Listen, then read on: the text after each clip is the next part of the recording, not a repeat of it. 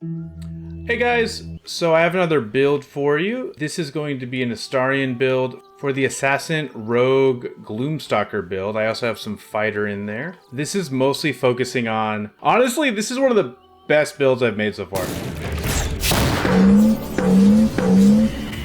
Wow! This is focusing on high damage in the first round of combat, as well as crazy AOE damage with a bow. It's going to be utilizing a lot of items. So I'm going to be doing the level 1 to 12 breakdown, and then after that I'll go over the gear, and then we will do the build in action. So if you don't want gear spoilers, then stop watching after the level 1 to 12 section. I'll have it all marked and outlined in the video itself. So yeah, first of all, we're gonna start with the level 1 to 12 breakdown. So let's respec real quick.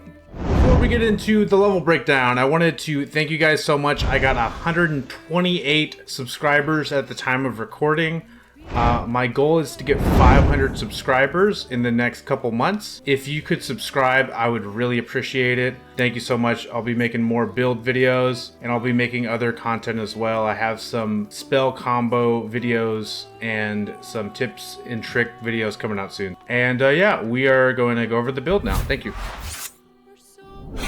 So go ahead and start whatever class you want to start with. I'm starting with the Rogue, but you can start with the Ranger or Fighter. Either way, we're going to go 3 levels into Rogue. Here we're going Assassin Rogue.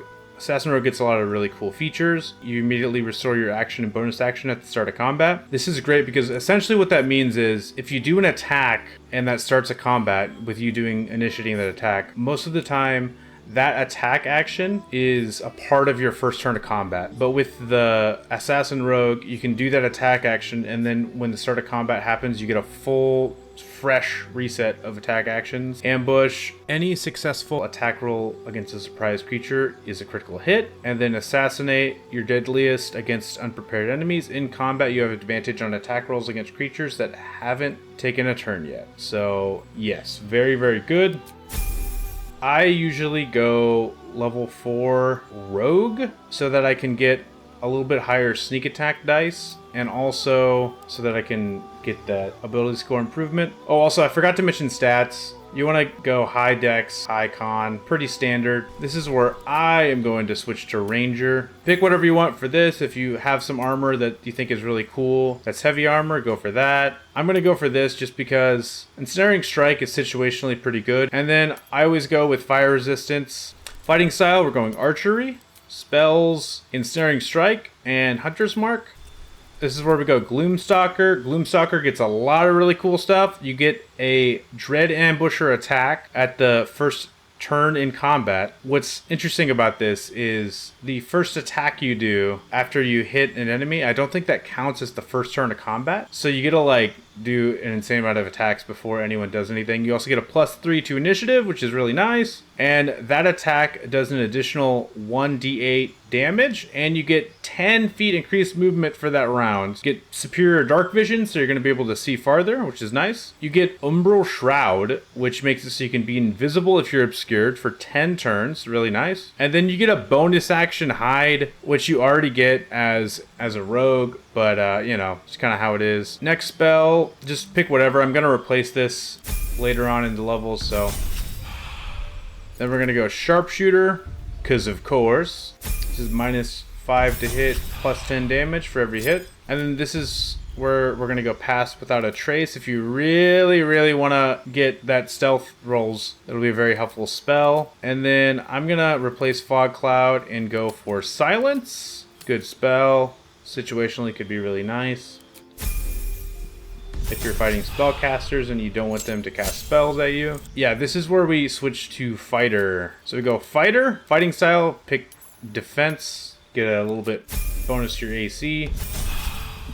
You could pick something else if you really want, but not a lot's gonna help you. You get Action Surge. And then we're gonna go Battle Master yet again. Main reason why is we really like precision attack for a build like this. I go Menacing Attack with this build, but you could honestly go with anything else. Disarming Attack is cool, Pushing Attack is cool. I'm gonna go with Menacing Attack, Precision, and Pushing Attack.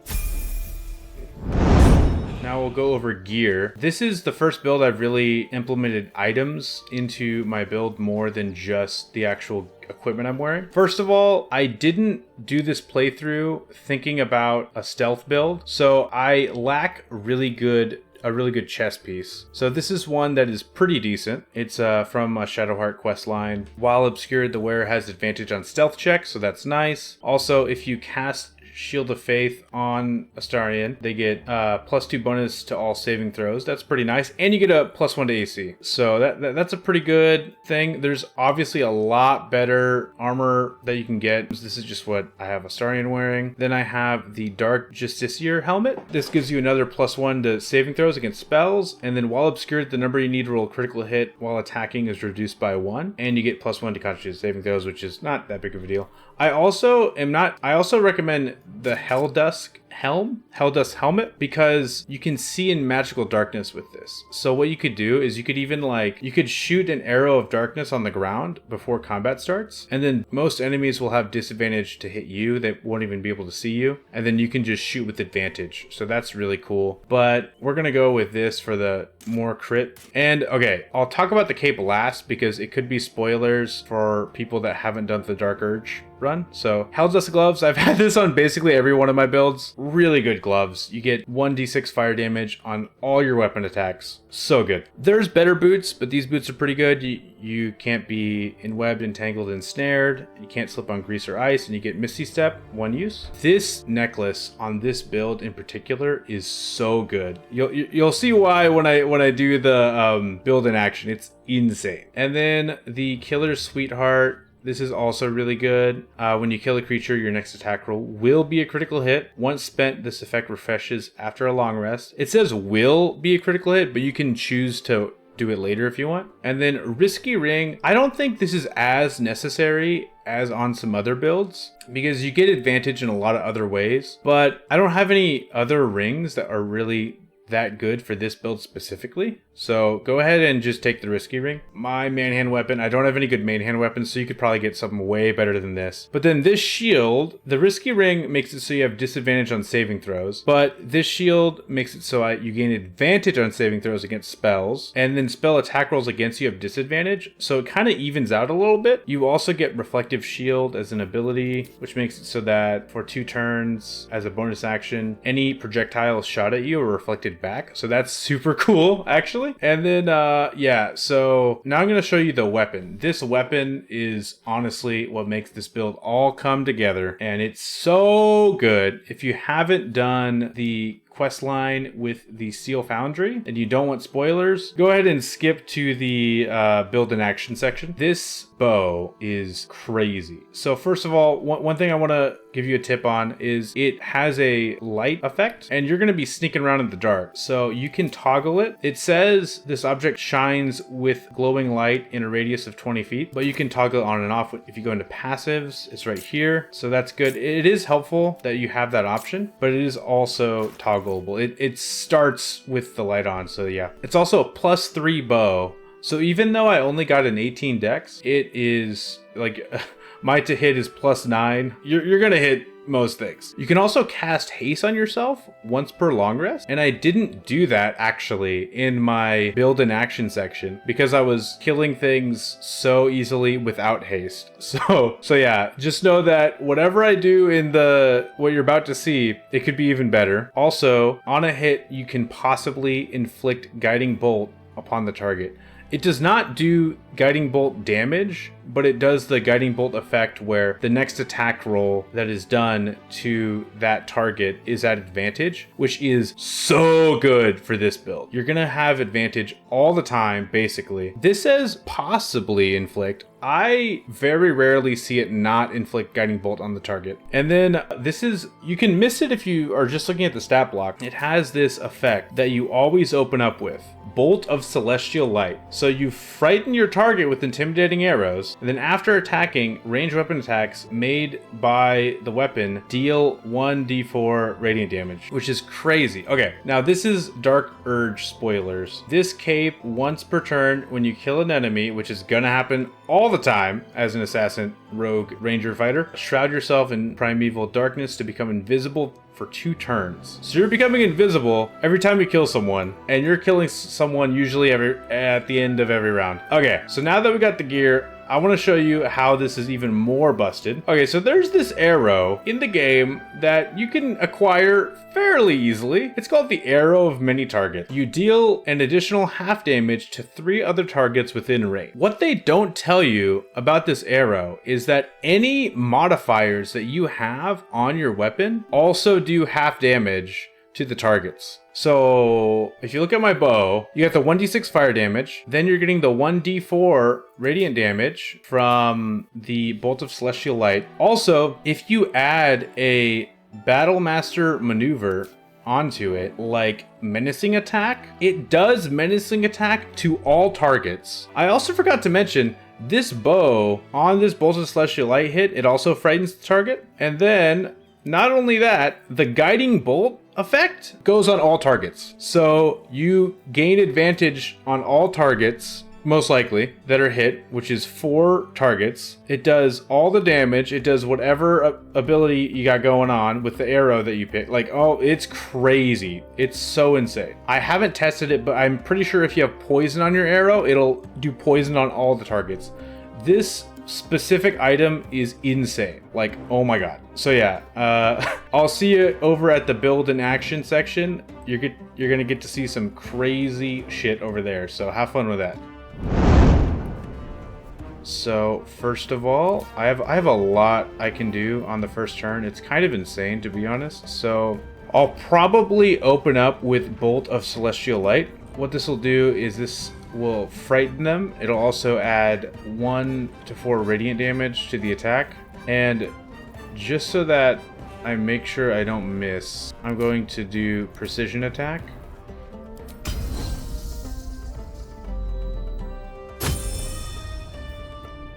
And then, yeah, if you look, it's almost impossible to miss. And then actually, I would honestly love to do Arrow of Many Targets, but we're going to open with this, and then I'll show you how crazy using the special arrows can be after you add all these effects to everything. Okay, so sneak attack. That's okay. I can bonus action disengage, right? Yeah, bonus action disengage. And then we're going to Dread Ambusher, Arrow of Many Targets.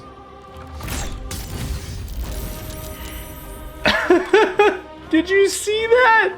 Okay, combat log. That was 1 attack. I killed someone, first of all. So I did 24 piercing, 4 radiant, 2 acid, 9 fire on the first guy. And then next guy, 19, 4, 2, 4. On another person, 17, 6, 2, 3. And then on the other person, 16, 6, 2, 6. Like, oh my god. That's crazy. And that was 1 attack.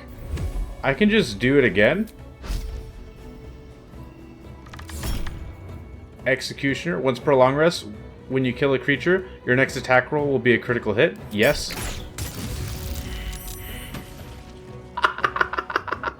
Okay. And then, yeah, we're gonna do... Wait, why do I keep getting Dread Ambusher? Normally, this is... I don't know if this is bugged or what, but... I'm so confused why I have another Dread Ambusher attack. Wait, can I just... Did I just find a bug? Guys, I just think I found a bug. So, her cone is... Like, I can get pretty close and still be in her cone. The best part about Arrow of Many Targets is I don't have to have line of sight of all of them. I will have line of sight of all of them. So we're going to do Bolt of Celestial Light to start the combat.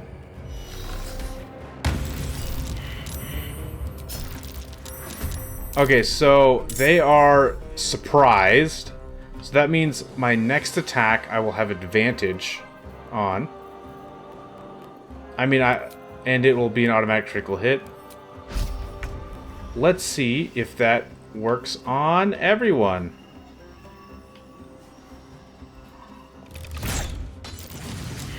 Yeah! It crit everyone with Arrow of Many Targets. Everyone got crit.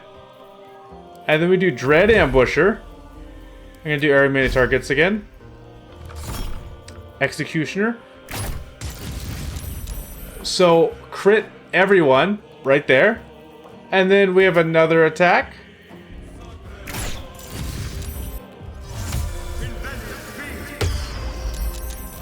Oh, someone literally counterspelled me. Okay. So, yeah, I'm gonna do Arrow of Many Targets again. Let's see how this goes.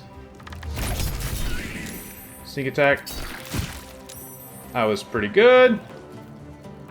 Let's do another menacing attack with Arrow of Many Targets. Okay, let's action surge. Let's do menacing attack as well. I'll just go for them. Okay. And then there is another guy over here. And then yeah, I'll just shoot him normal. Sneak attack. And pushing attack. Oh my god, dude. Holy shit. So yeah, if you enjoyed the build, please like and subscribe. And I'll be making more build videos. I'm probably going to be focusing more on caster builds in the next few videos because I haven't done any really yet. So yeah, thank you all for watching and have a great rest of your day. Bye.